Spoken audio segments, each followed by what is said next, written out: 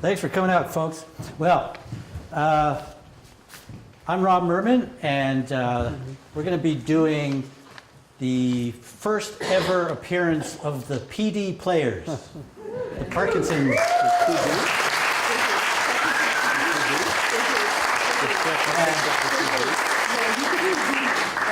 We had all of one rehearsal putting the show together. Oh.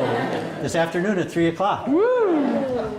So we're going to have some fun. I'll explain what we've been doing as we go along in the classes. They've been weekly classes at the Montpelier Senior Activity Center here. So we'll do this informally, like follow the script whenever we think about it. So many people with Parkinson's, besides doing research, looking up what it is, talking to neurologists, talking to doctors, we go to conventions. There's always Parkinson's disease conferences and conventions, and there can be a lot of good information there. So I'm going to show you what it's like to go to one of these conferences. Welcome all to the 99th Neurotically Nonsensical National Neurological Symposium, also known as NNNNNNS. Well, we begin the proceedings with a demonstration of the most modern, up-to-date testing procedures for Parkinson's disease, or PD, which we like to refer to in the business as Parkinson's unease, or PU. Oh. We have found several innocent bystanders on the streets of Montpelier who have graciously volunteered to be our victims. I mean, volunteers. So welcome them. Here they come.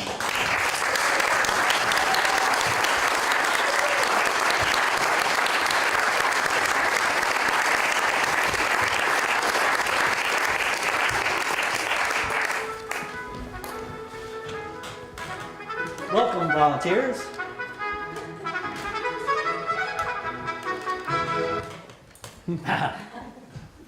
Well, we begin with these volunteers up on the stage for this conference. We're going to do a little bit of testing.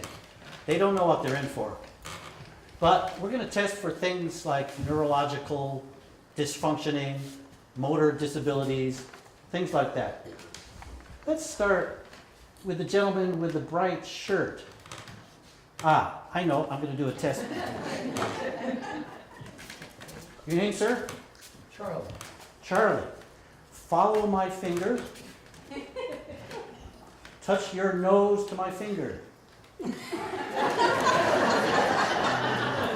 Touch my finger to your nose.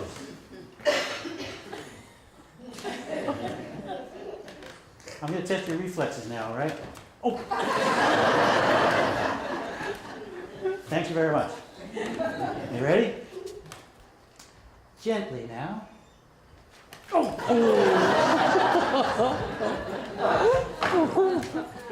Sir, I'm glad to tell you, you've got Parkinson's. Yay! What is that? Well, you'll find out soon enough. Come back in 6 months. Okay, sir. You look like a ball player. Hold on a second. Can you just bounce this ball once, and catch it and see how you can do with that?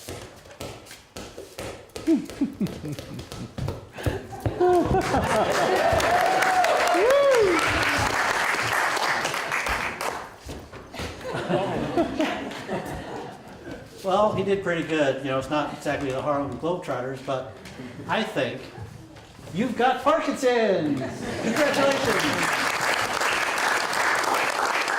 What do you think about that? Great. Well, come back in 6 months. Let's do a little toe tapping here. See if you can tap your toe once. The other.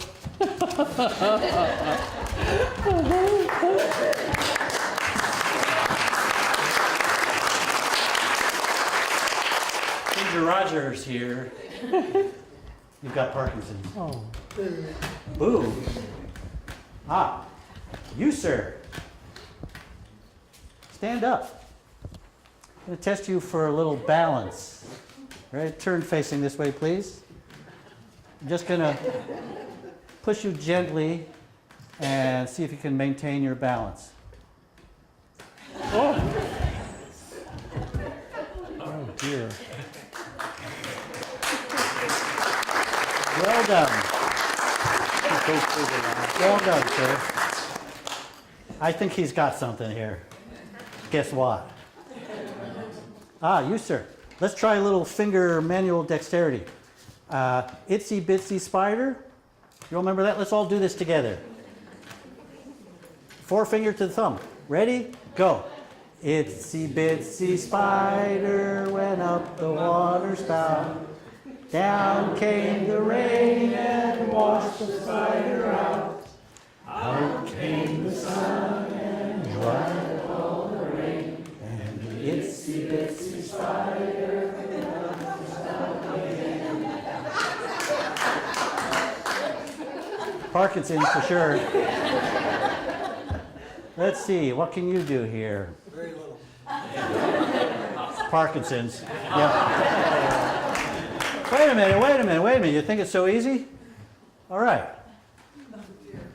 Everybody put up one finger. Make a triangle in the air. 1, 2, 3. 1, 2, 3. And 1, 2, stop. Put your other finger up in the air. Make a square. 1, 2, 3, 4. 1, 2, 3, 4. 1, 2, and stop.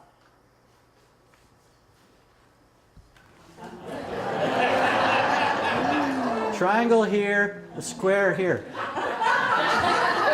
I'm going to watch. I know how to do this. Ready? Go.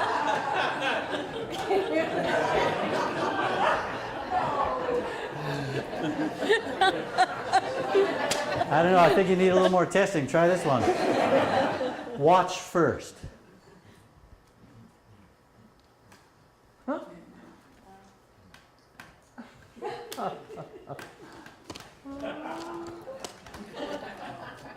Ready? Slowly slap your knees. Grab one ear with one hand and one nose with the other hand. Wiggle. Now you're going to switch. Grab the other side with the other side and the other nose. Switch again, the other ear.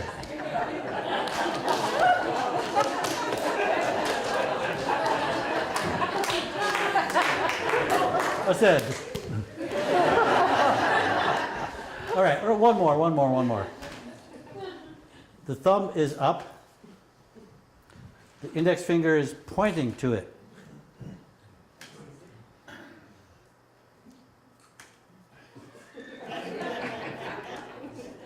Whoop.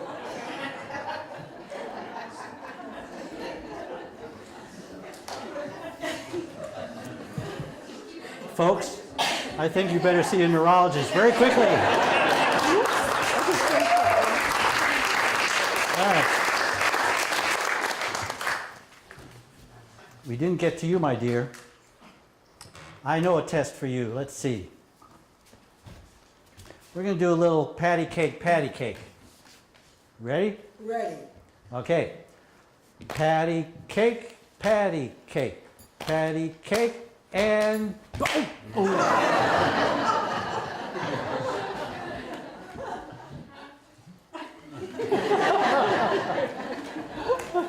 you know what you got.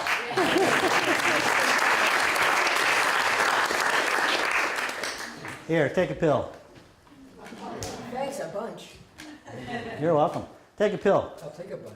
10 times a day, between meals, during meals, after meals, at night, at morning, in the afternoon, while you're taking a nap, before you wake up, 2 o'clock, 3 o'clock, 4 o'clock in the morning. Take your pills.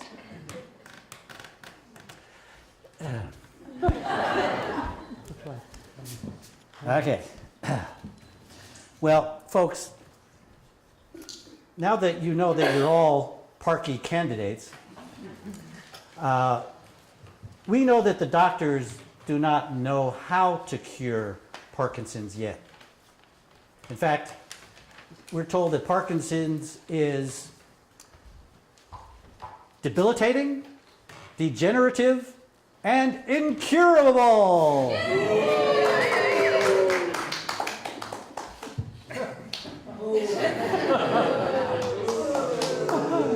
Well, we happen to know that Parkinson's disease is curable. We just have to help the doctors find the key. Thank you. All right. There's one thing that all the neurologists tell us to do. Exercise. You ready, folks? Hold on. We can't exercise without a little bit of music here. Let's see. What have we got? Jumping jacks. Everybody.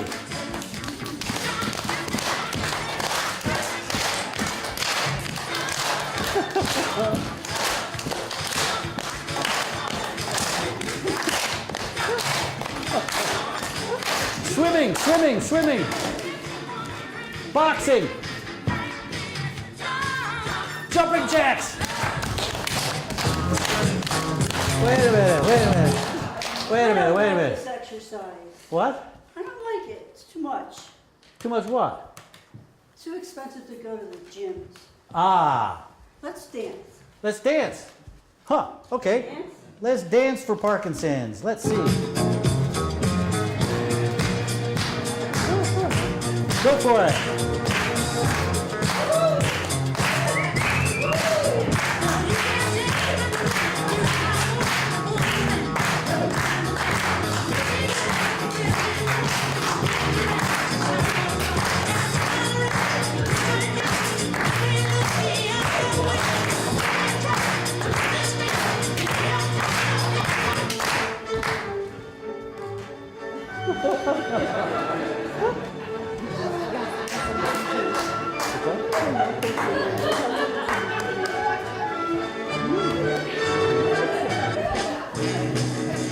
Twist! Come on, guys!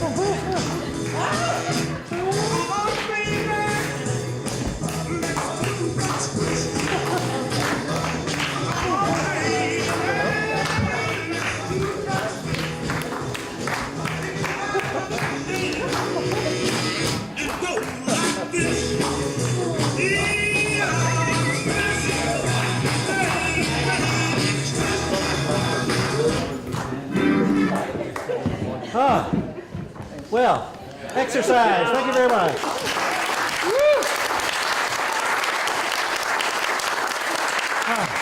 Anybody want to do something else? How about some mime? Does anybody do mime anymore? Yes. You do mime, Charlie. I can do something. You can do some? Oh. Huh.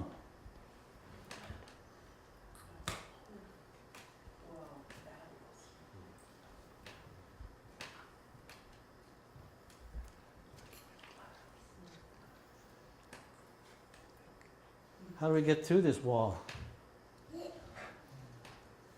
It ain't there. Thank you.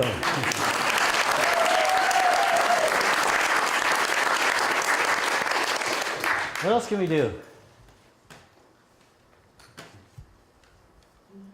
Don't tell me you want to run away and join the circus. Huh. Uh-oh. Whoever thought of doing that? I don't think anybody does that anymore. Have you ever heard of anybody who ran away to join the circus? That's just a... Nah.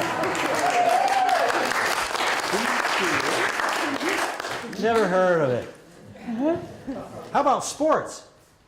Ah.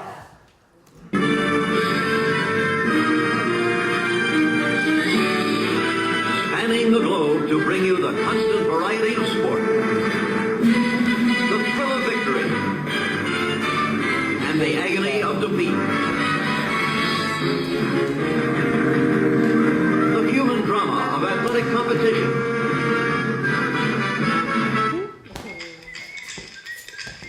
Go for it. I don't know, but it's time. The PD Globetrotters.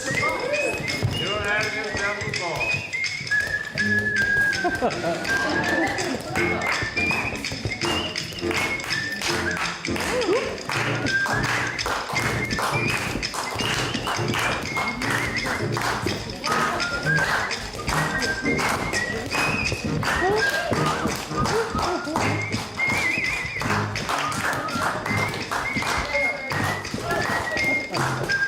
Hey!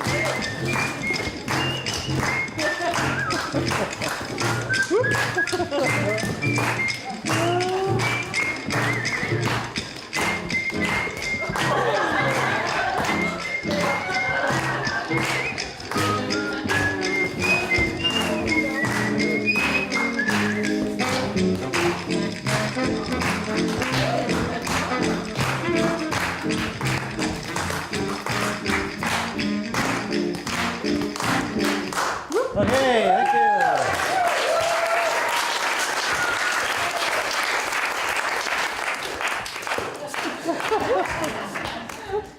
We have too much fun when you have PD.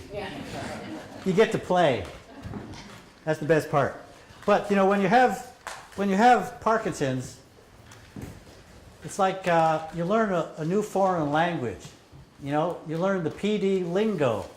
For example, there's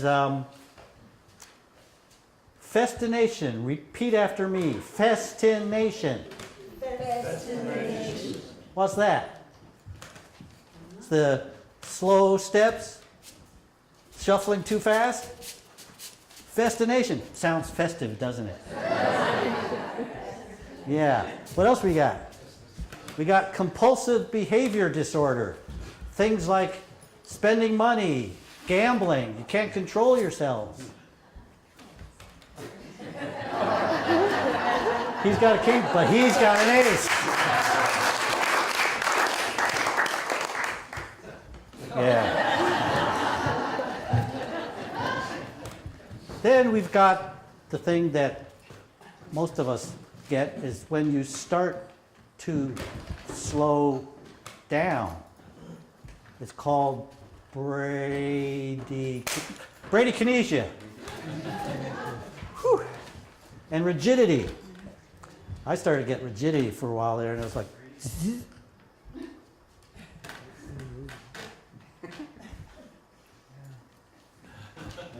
thank you. You need something to get yourself going. Sometimes people with Parkinson's, they get stuck when they come to a doorway and they can't walk through it. They freeze. There's some mental process that doesn't allow them to go through. Well, we found something that kind of works, making that wall.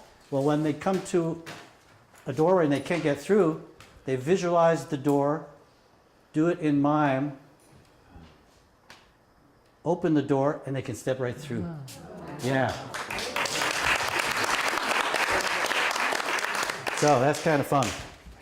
There are also kind of intriguing side effects to Parkinson's that affect daily activities, such as when you're trying to tie your shoelace. It's like trying to tie your shoelace with gloves on, or trying to button your shirt with gloves on, or getting caught in your clothes and you can't do anything about it. Even drinking some water or a bowl of soup, it gets really hard. How you doing with that, Duncan? Not bad. You're thirsty. I know you're thirsty. Want some water? There you go.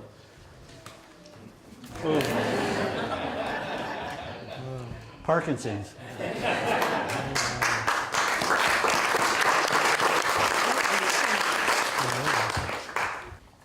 But one thing we have to do is have some fun with our movements. And I found that playing sports, for me, is something that really alleviates side effects and symptoms of Parkinson's. Playing tennis, playing baseball, you're concentrating on what's happening with the pitch, and you're not shaking, you're waiting for that ball, and whammo. So, we're going to play a little bit of Casey at the Bat. Ready, gang? Let's do it. The outlook wasn't brilliant for the Midville Nine that day. The score was 4-2, with but one inning more to play.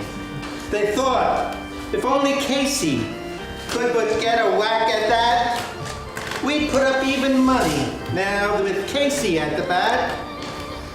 But Flynn preceded Casey, as did also Jimmy Blake, and the former was a cuckoo, while the latter So upon that smitten multitude grim melancholy sat, for there seemed but little chance of Casey getting to the bat. But Flynn let drive a single to the wonderment of all. And Blake, the much despised, tore the cover off the ball.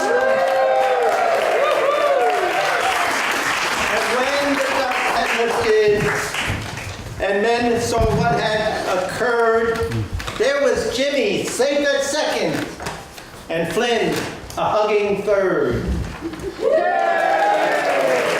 Then from 5,000 throats and more rose a lusty yell. It rumbled through the valley, it rattled in the dell. It pounded on the mountain and roiled upon the flat. For Casey, mighty Casey, was advancing to the bat.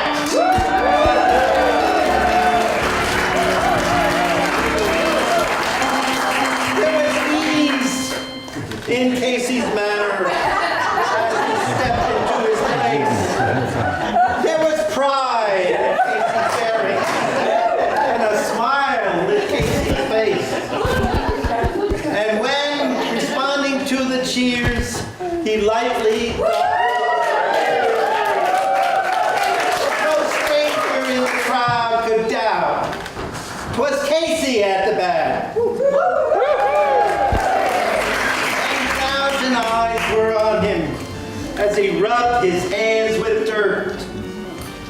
5,000 tongues applauded when he wiped them on his shirt. And while the riding pitcher ground the ball into his hip, defiance flashed in Casey's eyes. A sneer curled Casey's lip.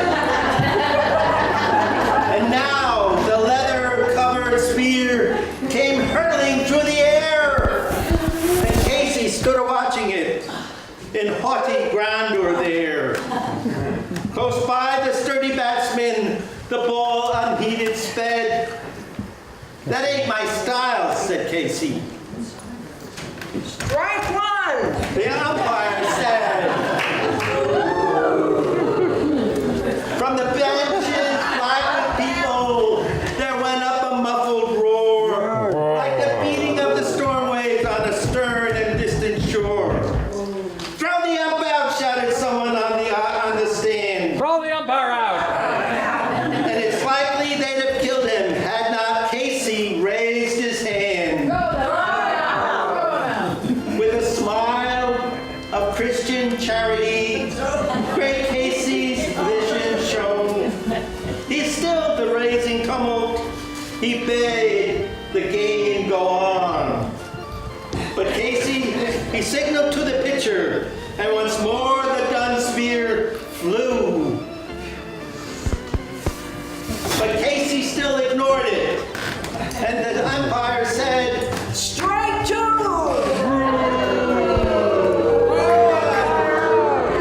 Fraud, cried the maddened thousands, and echo answered, fraud! But one scornful look from Casey, and the audience was awed. They saw his face grow stern and cold. They saw his muscles strain, and they knew that Casey wouldn't let that ball go by again. The sneer is gone from Casey's lip. His teeth are clenched with hate. He pounds with cruel violence the bat upon the plate. And now the pitcher holds the ball, and now he lets it go.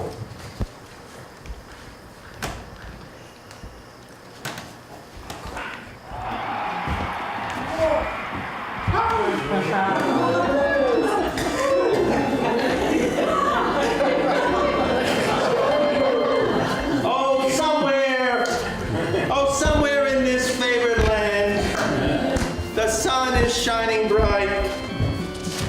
band is playing somewhere, and somewhere hearts are light, and somewhere men are laughing, and somewhere children shout. But there is no joy in Mudville, for Casey is out.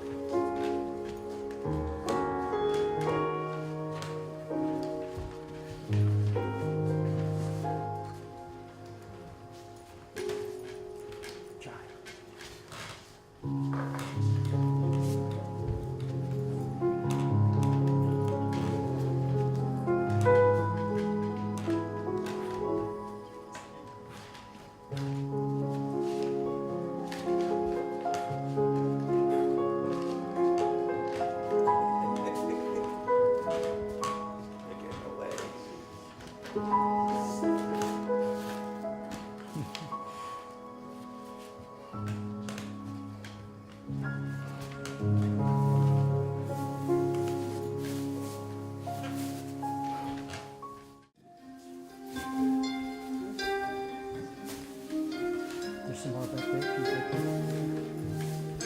Stand up, guys. Stand up.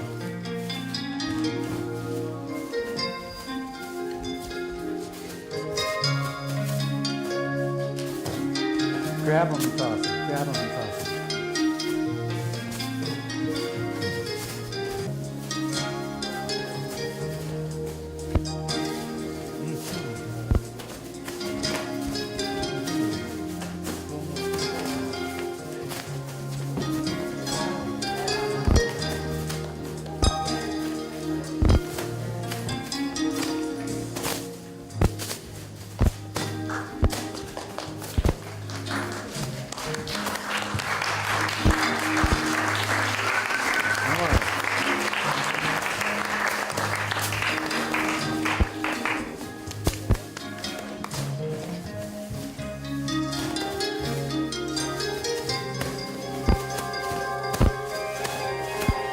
Try 4, Charlie.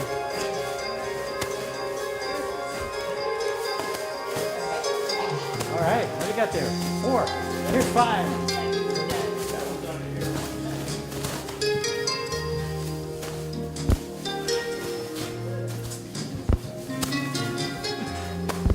Let's hear it for the Baglers.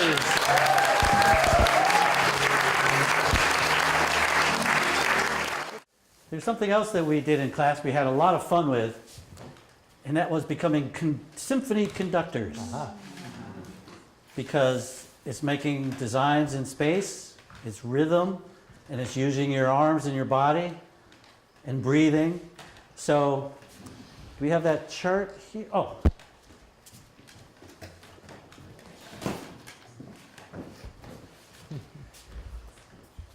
And we've been using chopsticks for batons. So try this at home. It's a lot of fun. You put on your favorite music and you just go for it. And then you get some exercise in 5 minutes, being Leonard Bernstein, I tell you. So here's 2/4 time. Everybody try this with your finger. Down and out from your body and up. Down and out and up. 1, 2, 1, 2, 1, 2. It's basically up and down. 1, 2, 1, 2. But making a nice curve like Lenny does. 3/4 time. That's 1, 1, 2, 3. So it's down, come into your body, and then out, and then up. 1, 2, 3. 1, 2, 3. 1, 2. That's basically a triangle. 1, 2, 3. But again, having little curves at the end of it. 4/4 time. That's a beauty. So it's coming down. Let's see. 1, 2, no. 1, 2, 3. 1, 2, 3, 4. 1, 2, 3, 4. 1, 2, 3, 4. Down, into the body, outside and up. Down, into the body, outside and up. You ready? Okay, you are all conductors of a symphony orchestra. We'll put on a quick little medley of tunes. And here's a little trick. You can follow when it's 2/4, 3/4, 4/4, or if you get confused, just make the infinity sign. Because it could be 2/4, 3/4, or 4/4, 4/4. Figure 8 on its side, yeah. All right, let's try this. And do it as exercise. Let's see.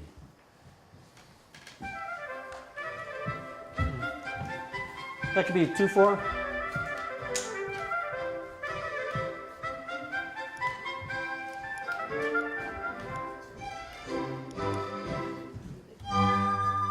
Three-quarter time. Your other hand could be doing something else.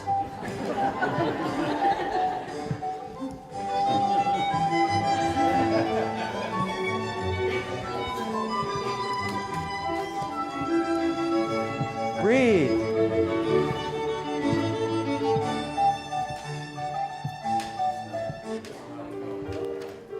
Four.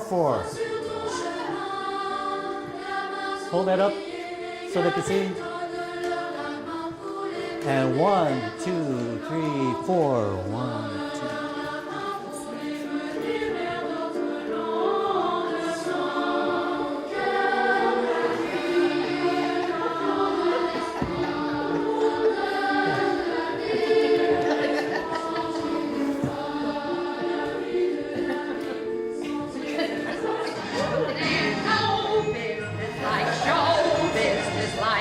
Use those arms. I know everything about it is appealing.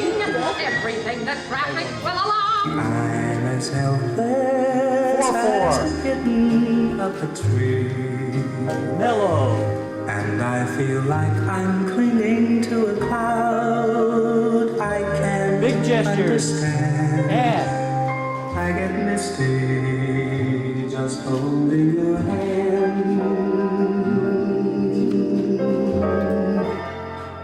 Fairy tales can come true. It can happen to you. If you're young at heart. For it's hard you will find to be narrow of mind.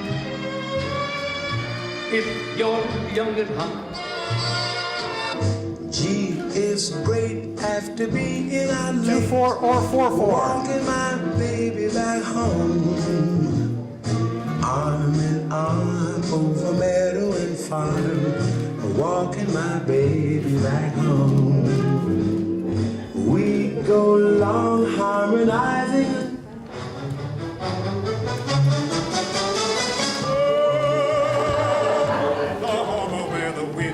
Sweeping down the plain, and the waving wheat it sure smells sweet. when the wind comes right behind the rain. Oh, every night, my honey lamb and I sit alone and talk and watch our hawk making lazy circles in the sky.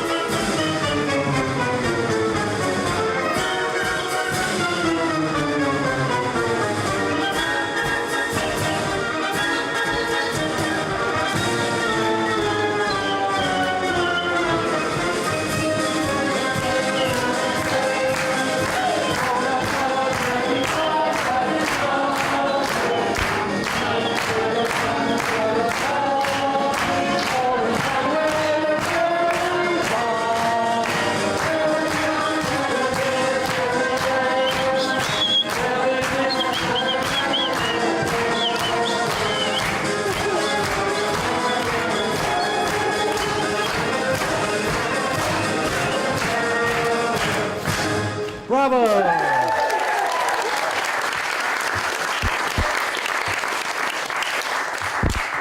Well done. Whoops. Are you tired yet from that? Not yet. Yeah. Put on your favorite music at home, and boy, you get some exercise there. You don't have to pay $1,500 a day at the gym. We don't have any gym owners here, do we? All right. We'd like to do a piece in tribute to my teacher, Marcel Marceau. He described the art of mime this way. He said, the art of mime is the identification with the essence of all things that surround us, nature, the cosmos, and the portrayal of human thought and emotion through silent physical expression. Yeah, that's how he talked. Really. In this next piece, which we call the creation, we conjure up images of all the elements that surround us, the infinite cosmos that infuses energy with all things, the planet Earth floating in space, the creatures of the seven seas and the oceans, the fish, the birds, the turtles, the snakes, butterflies, the growth of mighty trees, and the emergence of mankind with all the prayers from the hearts and souls of humanity that yearn towards the heavens. Marceau didn't say that, but it sounds like him. So we're going to do the creation in 7 minutes, not 7 days. Ready? Okay.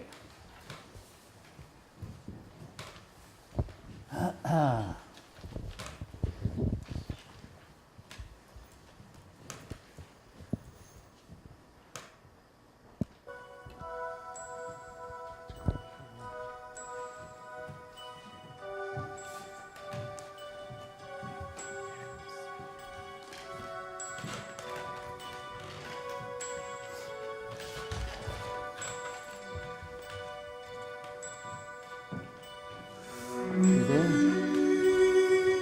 out, breathe in.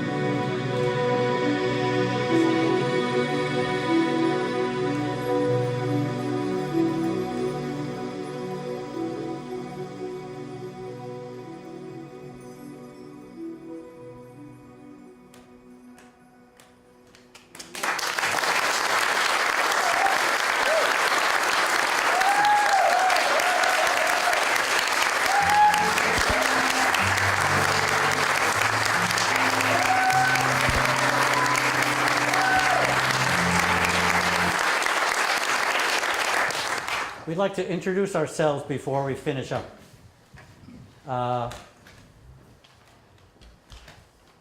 Marty, want to say something about yourself? And how long you've had Parkinson's? I live in East Montpelier. I've had Parkinson's since 2000. And with people like this leading us, we'll make the good fight. Good.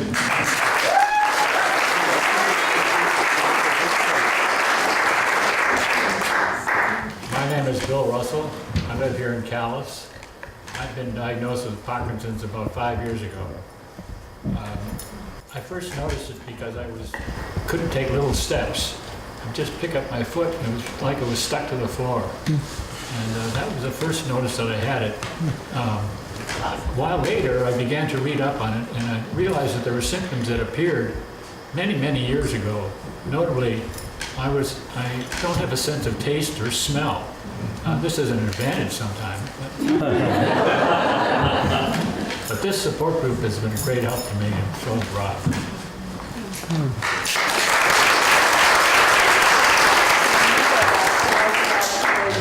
I'm Duncan Wilkie. I live in East Montpelier. And I was first diagnosed with, I wasn't first diagnosed with Parkinson's disease. I was diagnosed with Alzheimer's. And I got worse, and then I was reevaluated and they found out I had Parkinson's disease. I first noticed I had Parkinson's disease when I looked back on it. My right foot would drag when I walked across the street. And I kept trying to keep it up, but it would just drag. Sticky.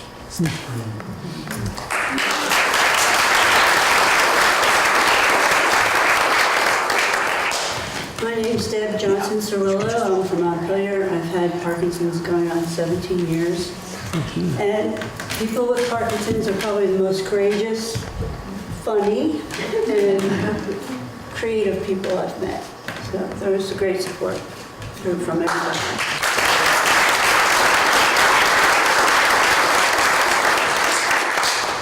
I'm Phil Goldwyn. I live in Montpelier. I've had Parkinson's now for 24 years. And every day is a challenge. But if I keep at it, I may overcome it.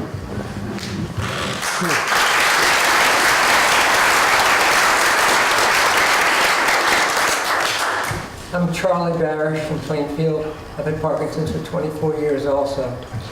And I first noticed it when my left leg was dragging and my left arm was not swinging. I thought maybe I was depressed, but I couldn't figure out what I was depressed about. And it turned out I had Parkinson's.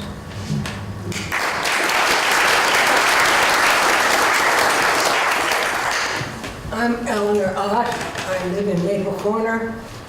And I've had Parkinson's for 21 years. Parkinson's is teaching me a lot about patience and about not being in control.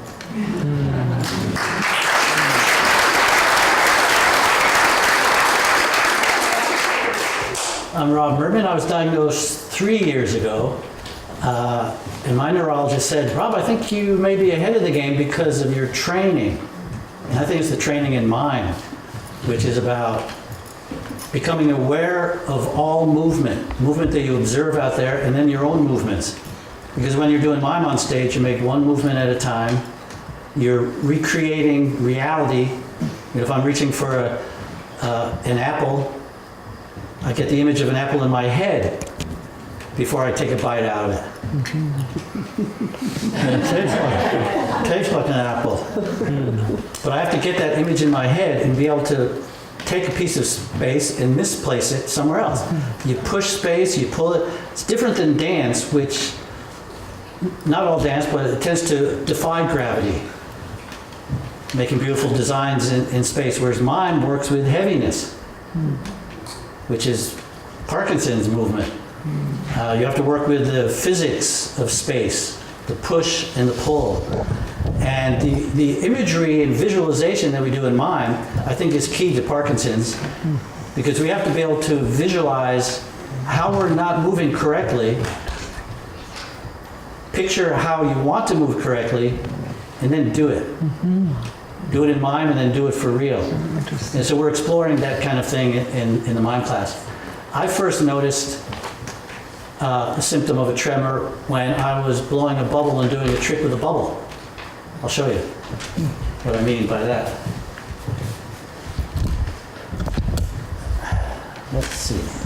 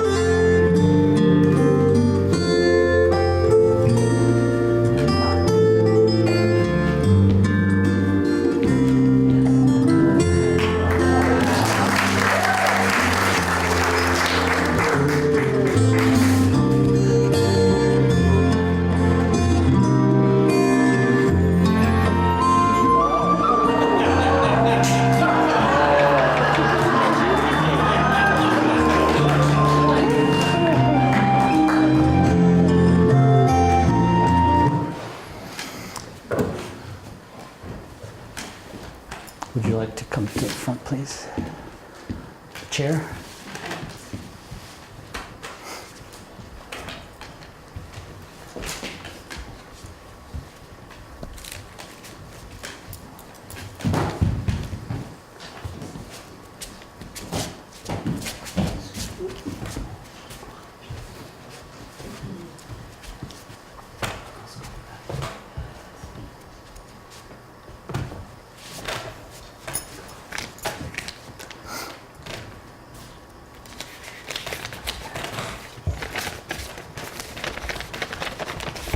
We'd like to finish with a letter that Eleanor wrote.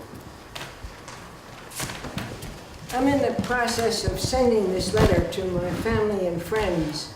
Well, many of them I've gotten out of touch with just because I don't have the time or the energy.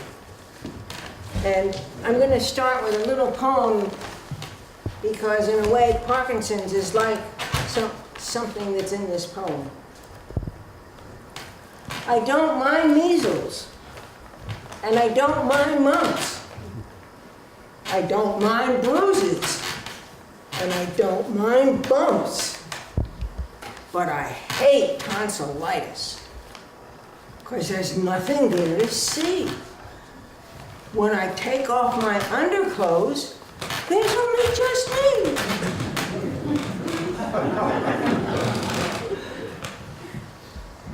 Because the medical profession does not know how to cure PD, they convince themselves and us, their patients, that no one can be cured of PD.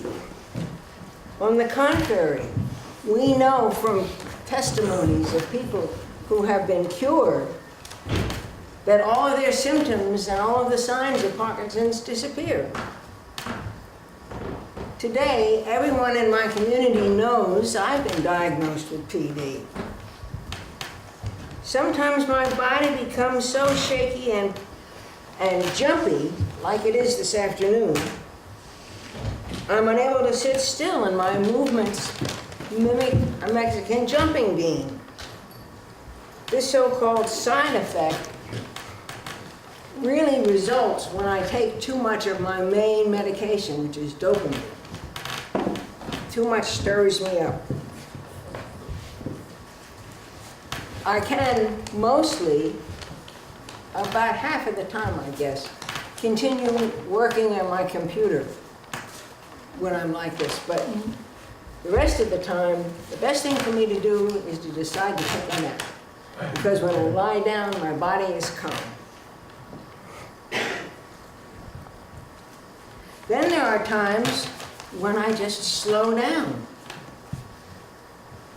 I become a halting snail.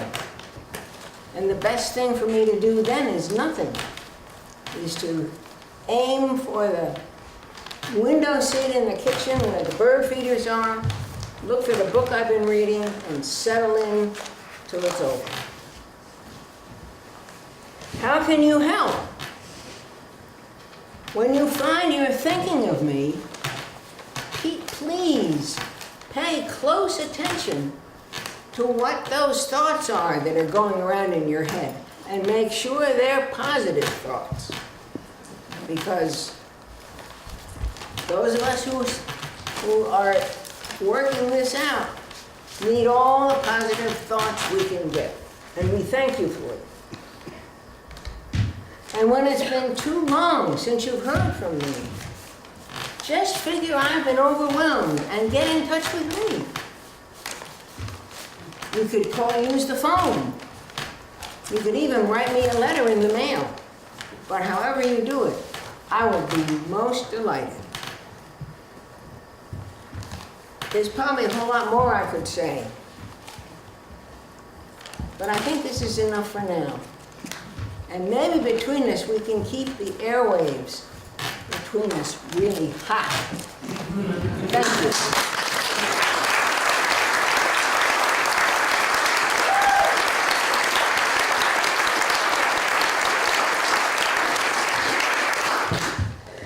We'd like to answer any questions if you have any. Anything you want to talk about? Yes? What made you first realize your background in Mime would help you with the Parkinson's? As soon as I got the diagnosis, Really? Deborah Black over here told me, and my first reaction was curiosity. Do you remember that? I thought, that would explain a few things, because I'm so aware of the movement. I was wondering why suddenly my left hand couldn't juggle as well as my right. And I thought, I got to learn to, if there's a damaged neural pathway here, let me use a different one, and redirect it.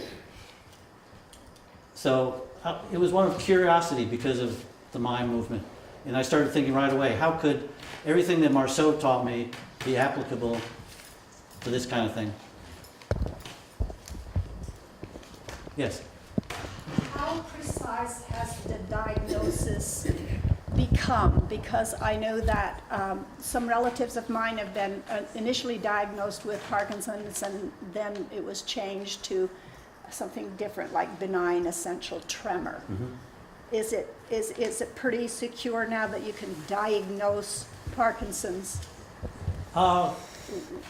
Yes and no, I would say. We'd have to ask the doctors about that, but I think neurologists are so good at talking to us about these things when we have questions like that. And they often recommend, well, go to see another doctor, see what he thinks or she thinks, get a second opinion. But generally, in my case, in talking with others here, it seems some of the symptoms seem to be pretty clear. Like when she says, walk down the hallway, and I'm walking down the hallway, and I'm very aware that my left arm is not swinging as much as my right. Until I think about it, And she says, do this kind of thing, and I'm good at that stuff. But there's some symptoms that seem to be pretty regular, and they can tell fairly quickly. But see 2 or 3 neurologists; they're open to that, from my experience. Yes. Well, first of all, thank you. I just feel so blessed to be here and to be educated, informed, and entertained by all of you. And I just wondered when the group started and how it started. It started last October at the Montpelier Senior Activities Center, one day a week for 90 minutes. And I thought exercise was the thing, was the key. So I was, doing exercises with them, and I realized, well, wait a minute. What about the mime? And what about the circus games? And we started to do that kind of stuff eventually. And it was more fun for all of us. And these guys have been great. Aren't they great?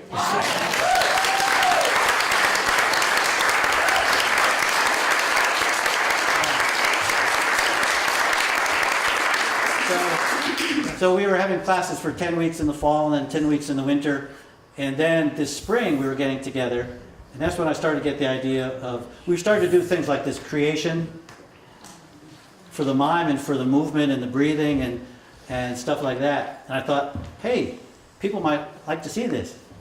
So we thought performing would be kind of interesting for us as well as other people. So we hope to continue and do more mime stuff. And for that purpose, I put a top hat out on the counter. There's a little donation sign on that. Feel free to donate because we want to be able to continue these classes.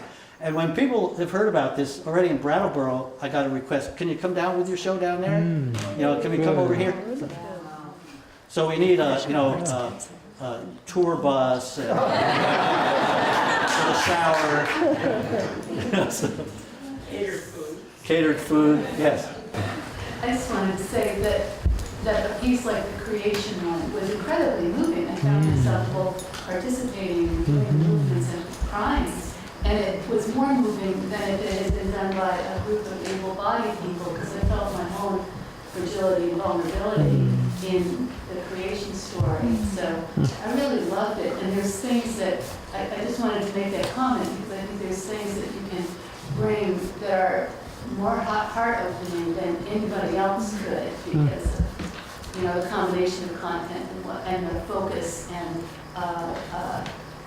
issues. Thank you for saying that. I appreciate that very much. I want to speak to the courage of everyone in this group. You are models of strength. I want to thank you for that.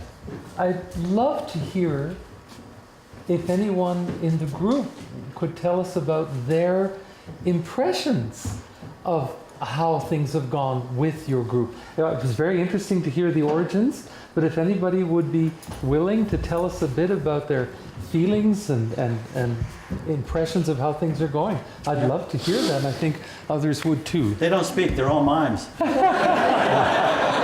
Anybody? Marty? When we first did this, our my neurologist was there, Bob Hamill. And what he noted was that the emotional health of each of the participants was significantly enhanced.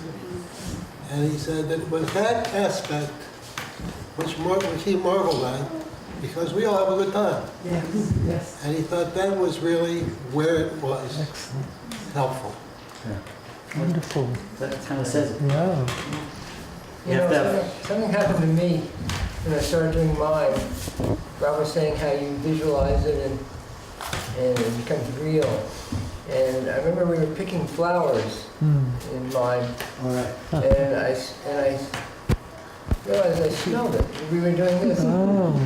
It smelled like a flower. And the reality of it was wonderful. Thank you. Yeah, that's a key thing Charlie's saying about mime that I got from Marceau. Marceau, he taught some techniques and how you move your arms and this, but his real teaching was inspiration for the depth of the art form. That you have, like a magician doing a magic trick, you know, the magician has to believe he's doing magic in order to make it more real for the audience. It's the same thing in mime. We have to really believe that there's a flower there that we're really going to smell. And the technique is to go in opposite directions.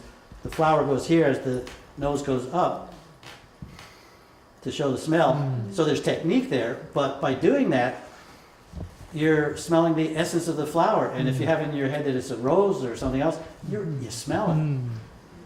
Remember being a kid, and if you missed lunch or something, you're really, really hungry, and you're out on, and you're not home, and so what, you pantomime eating something, you tend to eat, and it sort of helps you get through your hunger. Did you ever do that? I did. I thought everybody did that. Anyway, we all appreciate your coming. It's very hot in here, and this has been a great crowd, and the top hat is out there. Thank you, everybody.